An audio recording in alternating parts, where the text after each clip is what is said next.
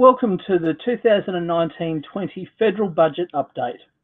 So, the Treasurer Josh Frydenberg, handed down his first budget last night, 7:30 Canberra time, and today Kim and I will be going through our essentially synopsis of what that budget entailed, looking at the winners and losers, and going into a little bit of the detail that was actually mentioned last night and what that may mean for you as our clients and referrers.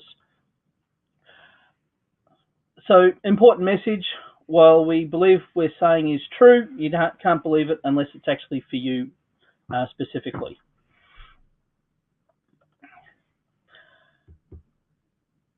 And if you want to contact either Kim or myself, there are our contact details there and what we do. So Kim looks after our tax advisory section here at Vincents, and I obviously look after our superannuation advisory. So the road ahead. Well, we're here to talk about the budget, obviously, and what it may mean for our, essentially, the future ahead. Interestingly, this is, I think it's fair to say, Kim, a real budget election. Election budget? Election budget, yes, that too. Because there was nothing that was controversial in it. It was basically all about trying to get votes. And if you believe the political commentators, Scott Morrison will be heading to the Governor-General on probably Sunday to put the government into caretaker mode and to call the election. So really this is the start of what is the coalition government's pitch to get re-elected.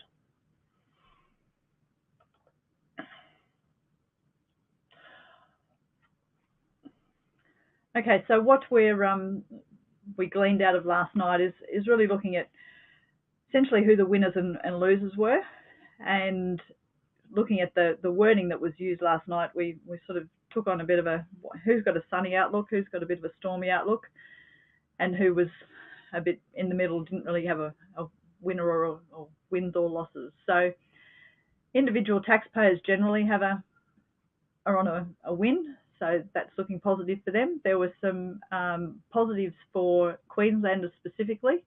Unfortunately, it was Queenslanders that had been affected by significant weather events recently, so they're probably hoping for some sun right at the moment.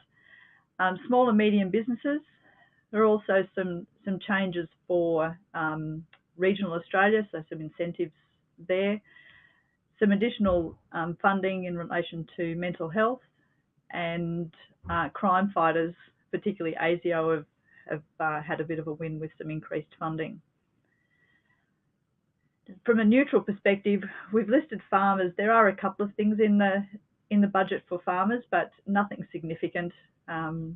When the drought affecting a lot of farmers is getting assistance along the way, as in particular regions as is required, but that wasn't a specific focus of last night.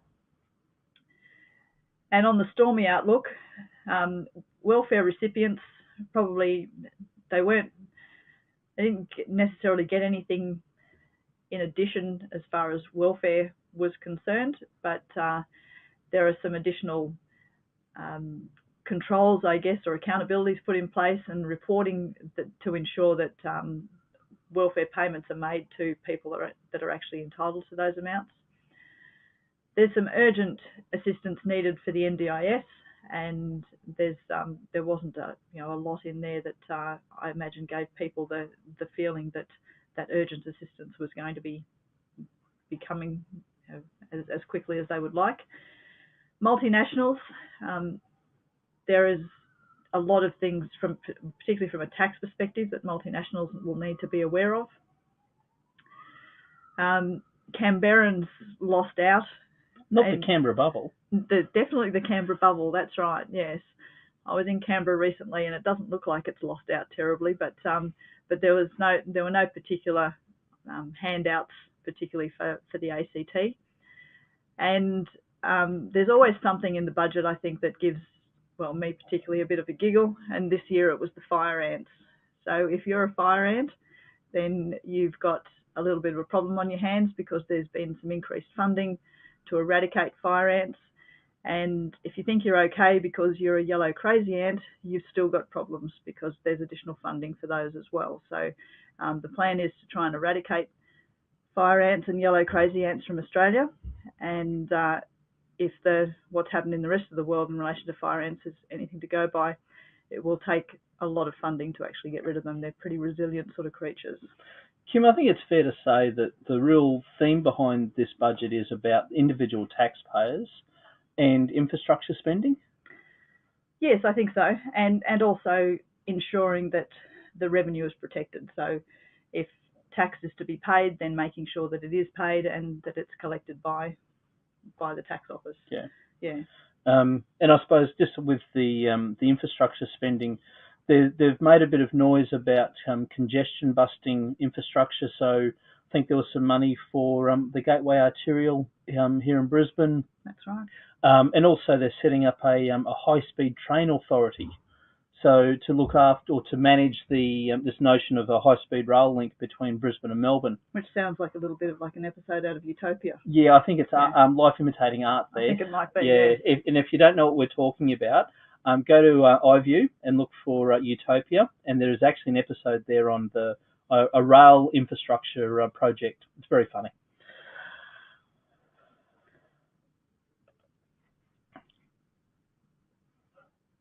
Okay, so firstly we'll look at the tax side of things. So the budget announcements in relation to tax pretty much played into the public sentiment about how tax is perceived at the moment. Individuals want personal tax cuts. You know, we're all happy to get a personal tax cut. We also want, as Australians generally, want small businesses to succeed, and we also want to see them helped along the way to help them get bigger and better. And we also don't particularly like tax cheats. So the three items there on the left-hand side are specifically aimed at where like I said, the public sentiment is. The other three items I've listed there, Division 7A for those clients and also advisors that have got clients with Division 7A issues, so private companies where there's loans or payments and forgivenesses of debts and the like. Then there's some Division 7A news, not necessarily great news, but it's news.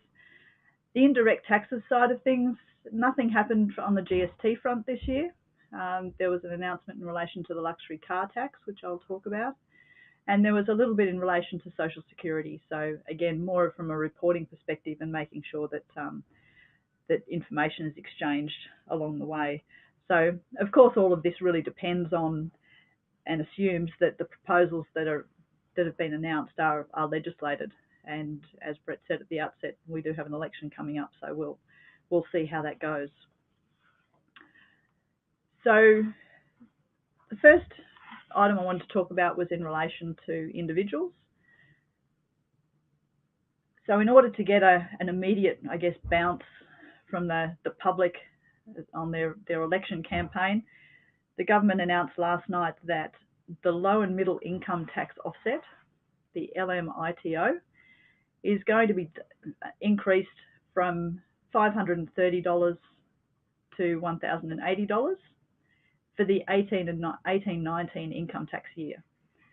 Now, because it's a tax offset, it's received when the individual lodges their tax returns.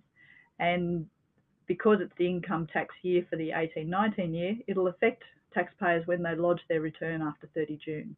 So it's a fairly quick turnaround. When the government announced the $530 offset in last year's budget, it wasn't actually going to take place until the 1st of July 2018.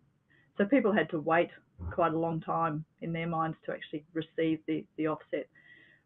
By doubling it and saying that you'll get it when you lodge your 30 June 19 tax return, people can see it and feel it and plan for it a little bit earlier, so more immediately. So that's a good thing. Yeah, well, what did Josh Frydenberg say last night is that they'll get that benefit within 13 weeks. That's right, if they lodge their returns on time. That's exactly. Right. Now, the other tax changes in relation to individuals that were announced were more structural changes and really in line with the personal income tax plan that the government had already announced and partially legislated, and that really relates to the changing of the personal tax thresholds. So it's really looking at simplifying the tax system for individuals. So from the 2022-23 year, the 19% personal tax threshold will increase to $45,000. It's currently legislated to be $41,000 at that point in time under the plan that, as I said, has already been legislated. The threshold is currently this year $37,000, so there is quite a bit of an increase over the next couple of years or few years. And the low income tax offset, which is different from the low and middle income tax offset, is going to increase to $700 and currently legislated $645 under the plan. And then from 2024-25, the 32.5% marginal tax rate will be reduced to 30%, and the 37% bracket will essentially disappear. So as you can see, there are a few things going on in there. One will get the benefit of, or low and middle income tax earners will get the benefit of within the next 3 months or so. But the other two, the rate changes are really going to take a little while to come into effect.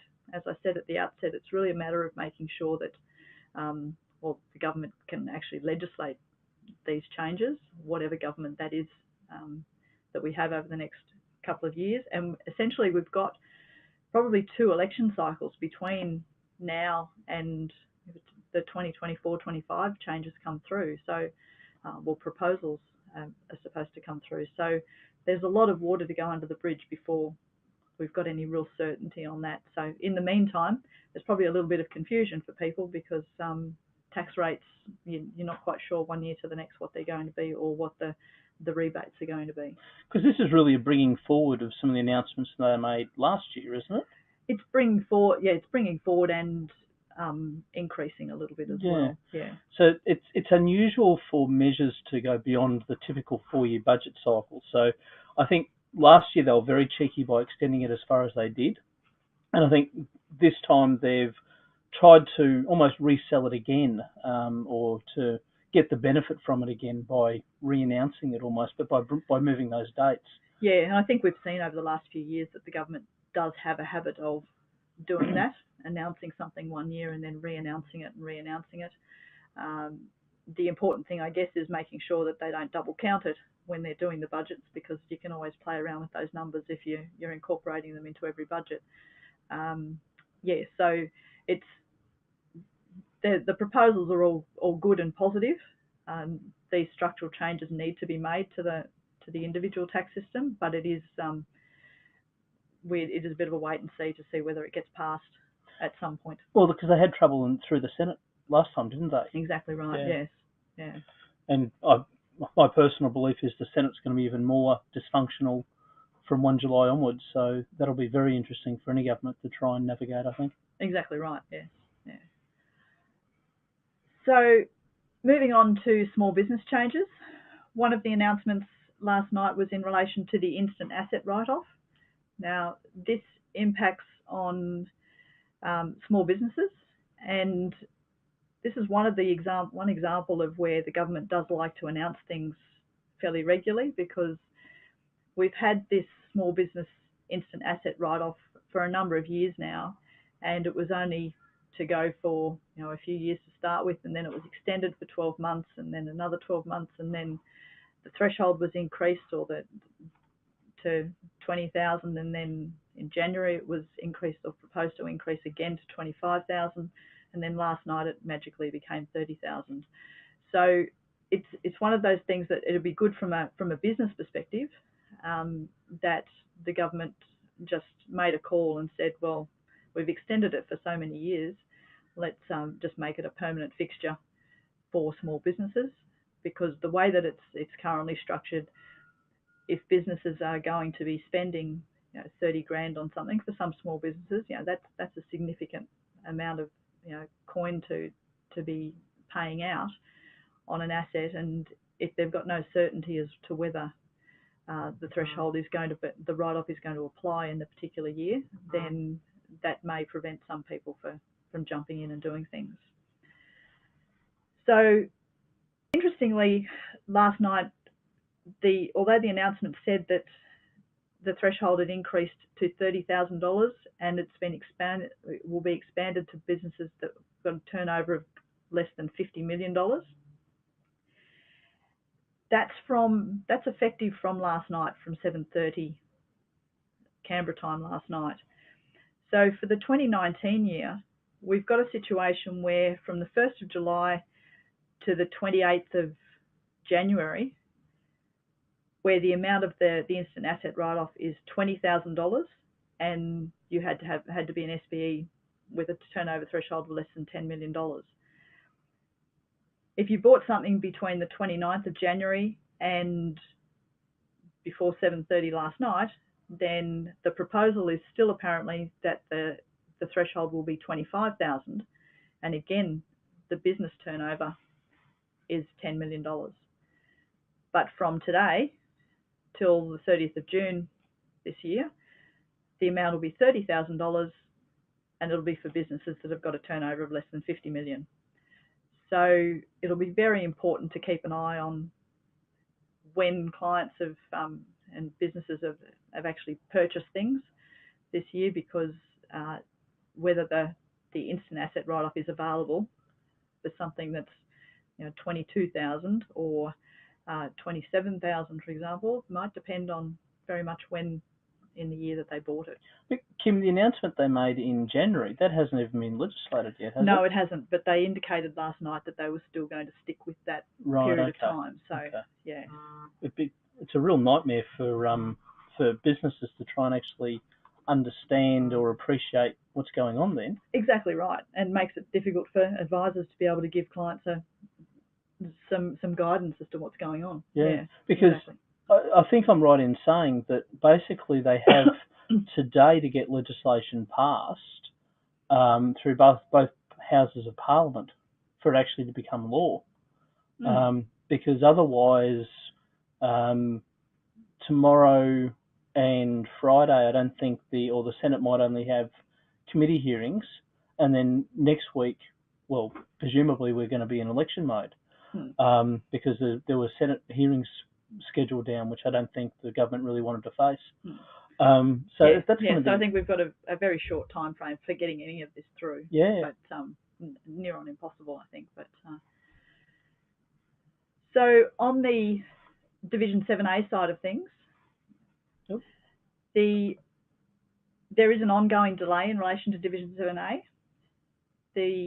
As people know that have had any exposure to Division 7A and private company loans, it is quite a complex area of the law and increasingly difficult to manage, not just because of the way that the law works, but just the way that businesses work, and people have got different structures these days.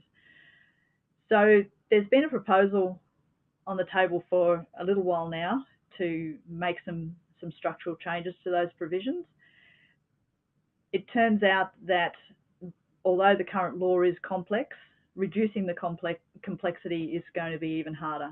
So there's a lot of talk going on, a lot of negative comments as to what the new proposals will do, and we don't seem to have any sort of resolution at this point in time. So as a result, the proposed changes that were supposed to happen from the 1st of July 19 have now been put back another year to the 1st of July 2020.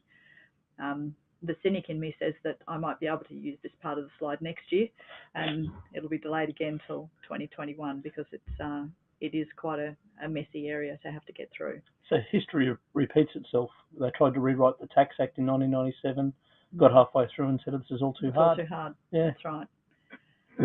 From a positive perspective on the delay is that it does give us more time to deal with preparing for those changes. There are some changes within the Division 7A proposals that look like they will go through, so it allows us to sort of look at those a little bit more closely and prepare a little bit better for them while we're looking at the 2019 and 2020 work for clients. The other couple of things that I've got on that slide there, as I mentioned at the outset, there have been some positives for Queenslanders that have been affected by weather events in the last 6 months or so. So there'll be tax-exempt payments to Queensland affected primary producers. So particularly in the Fassifern Valley, where there were some storms in October of 18, certain payments that are made under a particular grant scenario will be exempt from tax. And also there'll be some income tax exemptions available for some qualifying grants paid to primary producers and small businesses and the like for that were affected by the storms in North Queensland and the floods in North Queensland earlier in the year.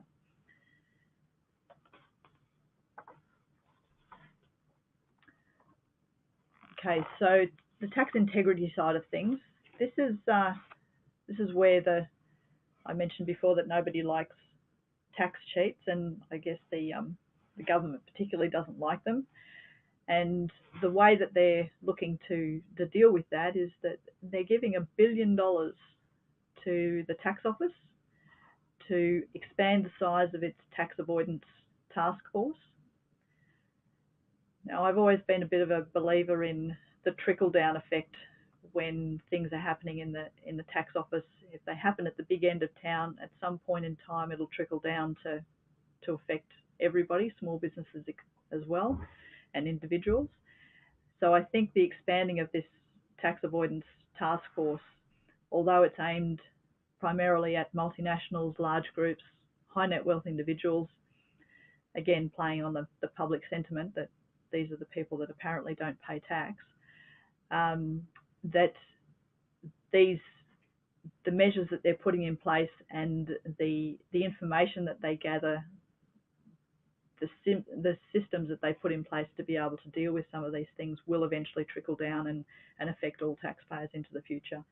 Just like the data matching that we've had for years, that started with just dealing with the higher end of town, larger businesses and the like, but now we're all subject to data matching with the tax office. They data match millions and millions of transactions each year, and that helps them conduct their audit and review activities. It'll all happen. I think there was actually a couple of $1 million specifically allocated to increase their data matching activity. So, like you said, I think they're already matching. Well, I thought it was billions of transactions because Medicare, with Mastercard and Visa cards and all that sort of, all the like. So that's, as you say, Kim, I think that's going to be a massive area of focus for the tax office, and sort of ties in to their small single touch payroll reporting. Yes, that's right, and that will, I think, we'll see an increased focus on the matching of information and the sort of relationships that the tax office will see with particular transactions because of the single touch payroll when that really gets up and running. Yeah. And there's a couple of announcements in relation to that for Social Security, which I'll talk about shortly. So the other, I guess, area of focus from the tax office as far as this $1 billion is concerned is that they've made it known that they will also be targeting advisors that promote tax avoidance schemes or strategies. So it's something, I guess, for all of us, we shouldn't have to worry about because we're not doing that sort of thing, but something just to be aware of, that there will be an increased focus on advisors themselves as to what they're proposing and relaying to clients as to how that's done, and making sure that it's all above board. The recovery of unpaid tax and superannuation. Again, from a debt collection perspective, the government's really keen on ensuring that entities and individuals that have to pay tax do actually pay the tax and don't just tell somebody that they're going to pay it at some point. The focus is on large businesses and high net wealth individuals, and it'll be focused on those, like I said, unpaid tax and superannuation payments that need to be actually collected. So that'll be happening in the next little while. I think we're already seeing some evidence of that, but it's just a more increased focus. ABN holders. Now, there's always, when the ABN came in, back when GST came in, number of years ago now, you could get an ABN from the tax office, and it was almost like fill in the form and we'll give you an ABN and just tick a few boxes, and everybody got one that they applied for. Over the last few years, we've seen that the tax office has tightened up on who they're giving ABNs to. So actually making sure that the ABN holder is actually carrying on an enterprise and satisfying the various requirements. And we've also seen an increased focus by the tax office in deleting or cancelling ABNs for people and entities that aren't entitled to them. Up until now, when you got an ABN, it was kept separate to lodging tax returns and that sort of thing. So there was no match-up, no accountability between if you got an ABN and your tax obligations were actually up to date. So from the 2021-22 year, ABN holders must lodge an income tax return in order to maintain or retain their ABN. And if they don't lodge their tax returns and have their tax returns up to date, then their ABN will be cancelled. I think that's a really sneaky way to help improve the compliance of on-time lodgements for businesses. Because, exactly. Because if you, particularly with a lot of the software that businesses run these days, when they pay an invoice, it actually checks to see if the ABN is valid, so it can actually make the payment.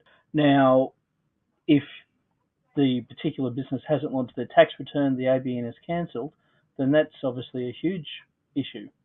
So it's really put in front of mind the tax compliance obligations of lodging your tax return on time. That's right, yeah. Not just assuming that you've got an ABN and you've got it forever, sort of thing, yeah. And following the requirement to lodge tax returns in the 2022-23 year, ABN holders need to confirm the accuracy of the details that are on the Australian Business Register, and they need to do that annually to make sure that the data that is on the ABR is actually reflective of their current circumstances. So those two measures together will create some accountability, I guess, to ABN holders to make sure that, and make them more aware, as Brett said, that they're actually fulfilling their obligations along the way. Also, I guess a point for advisors and clients to making sure that you're checking that you've got valid ABNs when you're making payments and the like, or somebody's actually provided you with an ABN, because there is currently, and there has been for nearly 20 years, a requirement that if you don't have, you're making a payment to a non-ABN holder, then they need to provide you with a form to say, give a reason as to why you shouldn't withhold an amount in respect of that payment. So just bringing it back to front of mind that we need to focus on these ABNs a little bit more than we have in the past. And the last point on there is sham contracting. I think we've seen a little bit of press on sham contracting over, again, the last few years. There will be a specialist sham contracting unit set up within the Fair Work Ombudsman. Imagine having that on your business card. That's a very big business card, yeah.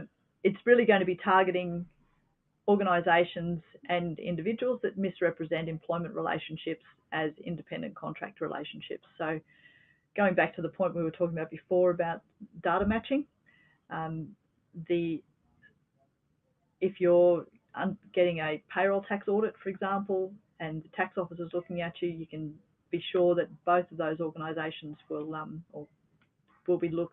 exchange information so that they can see whether you really do have an employment relationship or it's an independent contract relationship, and they'll talk to third parties to check those representations out as well. Well, what I thought was really interesting is I sold a property last year. I noticed that on my pre-fill tax report from the tax office, it actually had on there that transaction had occurred. So there's obviously communications between the lands office and the tax office now. So presumably that's only going to, that whole data matching process is only going to become more and more convenient, I suppose, between state and federal governments. Yeah, exactly. Yes, a lot more of that. As I said at the outset, there's not really a lot happening in the indirect tax space, so no GST measures were announced. There have been some incorrect luxury car tax refunds for farmers and tourism operators announced. So the current rules really just provide for a partial refund on eligible cars up to $3,000. The new rules are looking at eligible vehicles being purchased from the 1st of July 2019 having a maximum refund of up to $10,000. So again, not a lot to report on the indirect tax front, but something all the same. And in relation to Social Security, we've got the previously announced energy assistance payment that is going to be made to households to help them deal with energy costs. Because I think that's actually going to be introduced into Parliament today. Yes.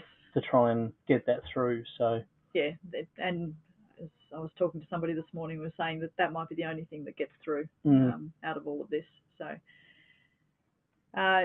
it relates to a whole host of Centrelink benefit recipients, I guess, aged care, pensioners and the like.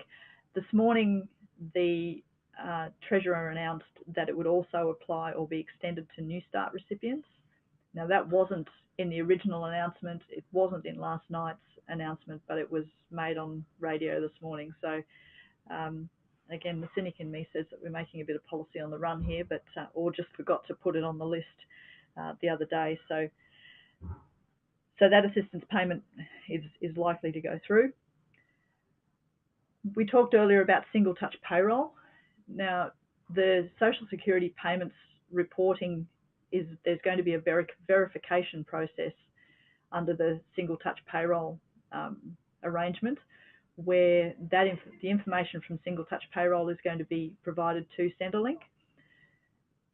There's some positives in this as well as I'm guessing some negatives, but the positives in it, I guess, are that when somebody's receiving Social Security payments, then they need to report to Centrelink during the year whether there's any change in their arrangements. And the single touch payroll verification will mean that won't be necessary because Centrelink will already have the information. So, so that's a positive. So, and it'll also prevent those situations, those unfortunate situations where somebody's been overpaid during the year and then gets caught at the end of the year and get clawed back. So, that could be a positive. Help debt and family tax benefit changes. Again, not really much on this side of things. The help debt was just in relation to assisting teachers in remote areas. So if a teacher is located in a remote area for I think it's a 4-year contract, then if they've got a posting out there for the 4 years, then their help debt will be extinguished. So that's a bit of an incentive for. I think that's a really good idea. I think it's a good idea. Yeah. The family tax benefit changes relate to AB study students. So those secondary students that are on AB study, so secondary students that are, I think they have to be 16 years or older, they have to live away from home to study, then they will now be entitled to family tax benefits, which hasn't been the case in the past. There is some aged care assistance announced. I guess it wasn't a significant item as far as the budget announcements last night were concerned, but I'm anticipating that once the Royal Commission is over, gets into full swing, and we have the findings from that there'll be more that will be needed in that. There's more that's needed in that sector already, but they'll actually be able to identify what they need to do after the Royal Commission. Yeah, because essentially they just gave some more money to find more places in aged care and also more money to help people stay at home rather than go into aged care. Exactly. So more general in nature. Yeah. Not specifically targeted. So yeah. And I suppose the thing to bear in mind there too, Kim, is that Here at Vincents, we do actually have a specialist in that aged care space. So if anyone wants to find out more about aged care and how they may be able to, I suppose, work the system, because if anyone's looked at it, it is a very complicated system. Reach out to your normal Vincents advisor and they can put you in touch with Kerry. But it's a very complex area. So, and I don't think that's going to change anytime soon. No, that's right. And the last thing that I wanted to just talk about here was in the context of farm management deposits. So in situations where we've got farmers that have had to forced sales of livestock as a result of the drought, then income from those forced sales is going to be exempt from a particular payment assessment, which I think is called the Farm Household Allowance Payment Assessment, when that income is invested in the farm management deposit. So that's a positive for primary producers. Well, one small positive in the circumstances. Yeah. So moving on to the wonderful world of superannuation. Very little this year in relation to super, which is good given the fact that everyone is still essentially coming to terms with the changes that were announced back in the 16 budget. So what they have announced is a couple of small sweeteners, I suppose you could call it that. So changes to the work test age, and I'll go into a bit more detail around that. Changes to the age of in relation to spouse contributions. Some SuperStream amendments, nothing major. With superannuation insurance, the opt-in provisions where if you have a balance less than $6,000, you actually have to opt in to have insurance inside super. They're actually delaying that until 1 October 2019 before they sort of implement that process, because the super funds needed a little bit more time. ECPI calculation method, that's a thing called the exempt current pension income. So basically, with all the changes that came into effect for the 17 financial year, the tax office obviously put out a lot of material in relation to how pensions were calculated, the tax elements, and the tax, how the tax worked with all these new changes. And as part of that process, the tax office's view, if you like, was different to what has been the normal industry practice for the best part of 20 years in relation to calculating the exempt pension income amount. Now, the exempt pension income is how much is exempt from tax when you have assets that are supporting a pension inside a super fund. So historically, super funds have used what's called the proportional method. So we get an actuarial certificate that covers the full year, where the fund basically goes from being part accumulation to full pension. The tax office actually said, no, that's not the right way to do it. You have to prepare mid-year accounts. You have a taxed portion of the year and you have a tax-free portion of the year. So the government's actually looking to make a change that allows you the option to do either option, or either method, I should say. So rather than essentially forcing you to use what's called the segregated, the split year thing, we can now apportion if we wish to over the year. And there was also another change, which is more of a, I suppose, a tidying up of an anomaly that occurred as part of the 2007 changes.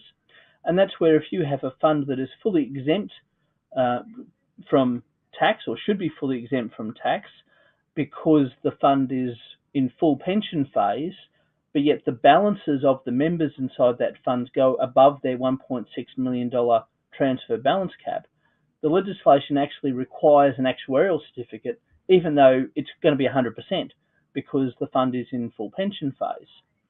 So they've proposed to essentially fix up that anomaly, which is good, because it's essentially red tape and costs that shouldn't need to be incurred. And for, I suppose, moving back to the notion that Kim mentioned before about this rolling cycle of changes, or keeping one change and just rolling it from year on year, For a number of years now, they've had a capital gains tax exemption for when you merge two super funds together. Well, they announced last night that process will now actually be a permanent requirement or permanent allowance or exemption, I should say, as opposed to having an end date or being for a specific year. So just a small benefit there, I suppose, for where funds merge. So going in a bit more detail about some of the super changes. So with the work test changes from 1 July 2020, and it's important to remember that, the work test bar will be lifted from age 65 to 67. So what that really means currently is that if you are under age 65, you have to work 40 hours, if you're 65 or older, you have to work 40 hours in 30 consecutive days to be eligible to make contributions into super. Well, they're actually lifting that to age 67. So if you're now 65 or 66, from 1 July 2020, you'll be eligible to put concessional or tax deductible contributions into super.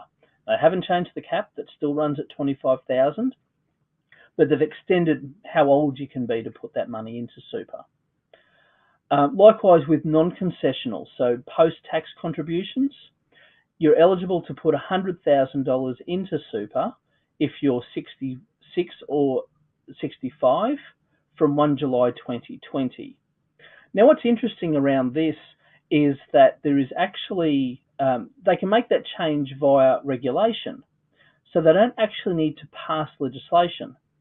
Now, I would have thought that it would still have to happen before the election is called, because that's when the government goes into caretaker mode, which means they shouldn't pass any legislation or make any changes. So I don't know if that actually extends to regulations like this. I would presume so. But in theory, that's something that's really easy for them to change.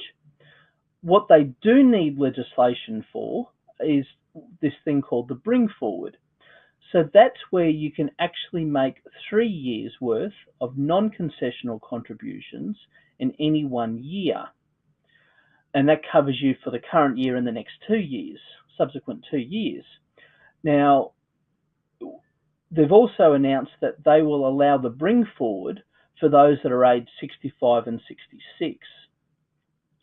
Now, that will mean, though, that it puts a lot of uncertainty around some potential strategies, because normally just before your 65th birthday, you would put $300,000 in. So you'd actually backplay or work backwards as to how much you can put into super to maximise it.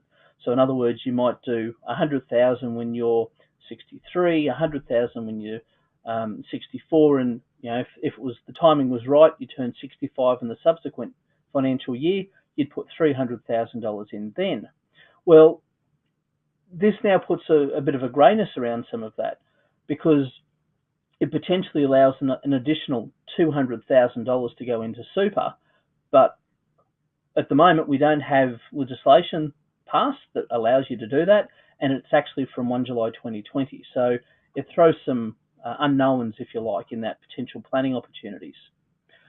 And the thing to also bear in mind is with non-concessional contributions, you are still governed by the fact that your balance as at 30 June prior to the contribution being made has to be less than $1.6 million. So you can't actually go above that by more than $100,000 in making non-concessional contributions.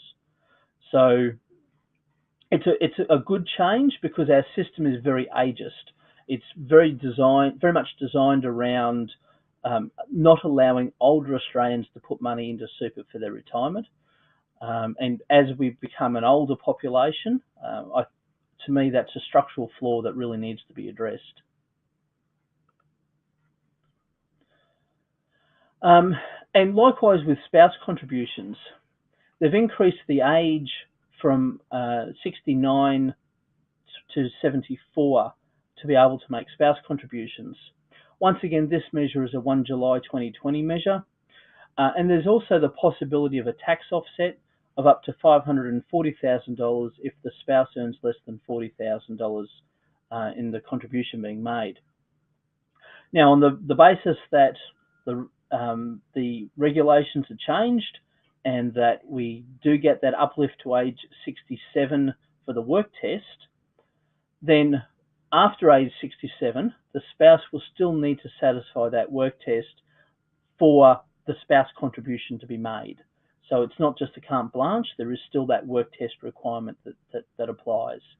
And it still does count towards your non-concessional contributions, and the total super balance considerations still apply.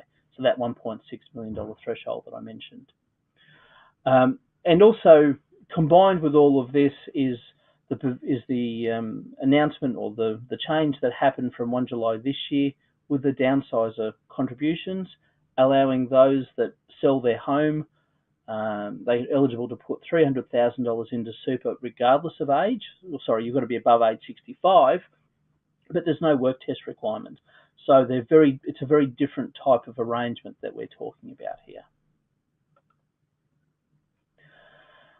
And just touching on SuperStream. So SuperStream is not unlike single touch payroll for businesses. Basically, it's an electronic means of communication. So the super fund actually has what's called an electronic service address. So that's where electronic messages can be communicated between the ATO, between super funds, between the employer and the super fund. So from 31 March 2021, the ATO is actually looking to use SuperStream to request payments from super funds. So this is quite an interesting concept, because rather than the theory here is, rather than the ATO actually issuing a notice saying, we want you to release some money because of a Division 293 tax or excessive contributions tax, they actually will send an electronic request to the super fund requesting that payment. So it's a very different change, and it will also mean that software will need to be able to handle that, bearing in mind that only about half of self-managed funds are actually done on modern cloud-based software. So trustees and accountants will need to seriously think about what they're using for their super fund administration. And also, it was proposed previously that SuperStream would be used for rollover communications between an APRA regulator or a public offer fund and a self-managed fund. Well, they're actually going to be delaying that to 31 March 2021 as well, so that way the two events essentially coincide.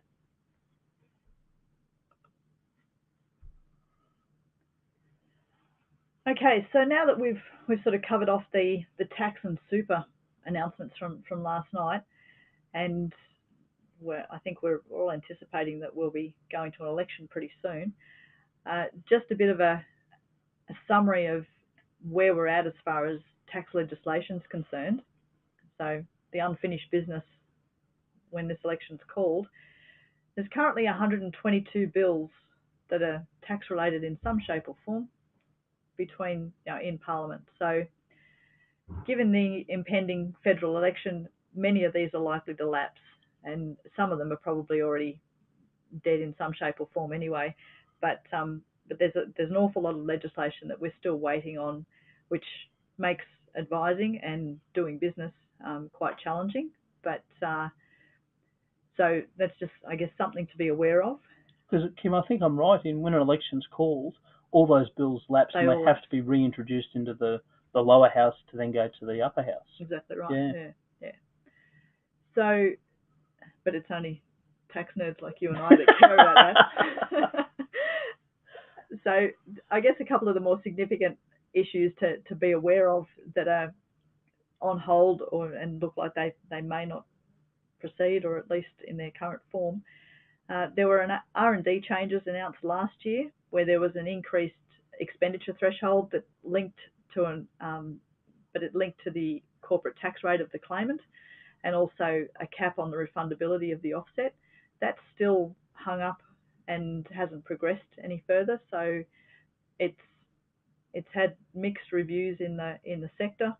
So I think it'll be it won't pass in the next couple of days, that's for sure. So I think it'll be an issue for the next government to look at.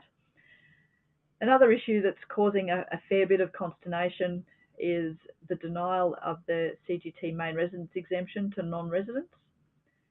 It was announced last year, but there has been a significant amount of negative feedback. Not in the sense that, if you take it at face value and say, well, a main residence exemption shouldn't apply to non-residents, that sort of makes sense. But the way that the proposal works is that it's looking at whether you're a non-resident at the time of making the sale, and there's no apportionment of the time, no prorating of the time where you may have been a resident and a non-resident.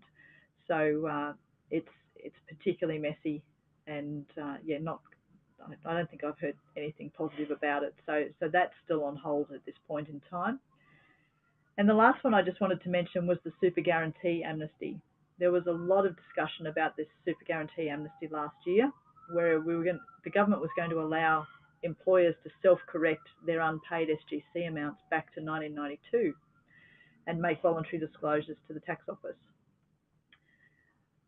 So that legislation still hasn't passed, and as such, if there is a risk that if you've gone and acted on this amnesty that doesn't really exist, that when the tax office has received the relevant forms and the payments have been made, that they've gone and dealt with you under the law and applied penalties and interest. Now they have taken a bit of an administrative approach to that, knowing that some people have acted sort of in good faith that this amnesty would come into play, but it's not law yet. And I guess something interesting to keep in mind, particularly for advisors, that if you do have superannuation guarantee amounts that have to be paid, that a business has paid their super a little bit late for employees and maybe only 1 or 2 days late, you need to make sure that you lodge the forms, because that seems to be where the tax office is looking to see whether the SGC should be the interest and penalties should accrue from. So it's not whether you've made the payment necessarily, it's actually whether they've got the form to show that you've made the payment. That's something just to be aware of. It's hopefully that the amnesty will come through at some point, because I think the government will probably find that they'll collect more than they'll lose, but it's just more a matter of when that's going to happen. It's all about the paperwork. Exactly right. So I suppose with that concludes our sort of synopsis of the federal budget that was handed down last night. If you want to read more detail on it, there is a link there to the budget paper that we circulated last night, or issued last night. And feel free, if you have any questions, to contact your normal Vincents advisor, or Kim and myself on the details that were at the front of the webinar. And with that, I think that's the end of it. I think we'll sign off. Yep. Excellent. Thanks very much for listening, everybody, and have a good afternoon. Thanks very much. Thanks very much. Bye-bye.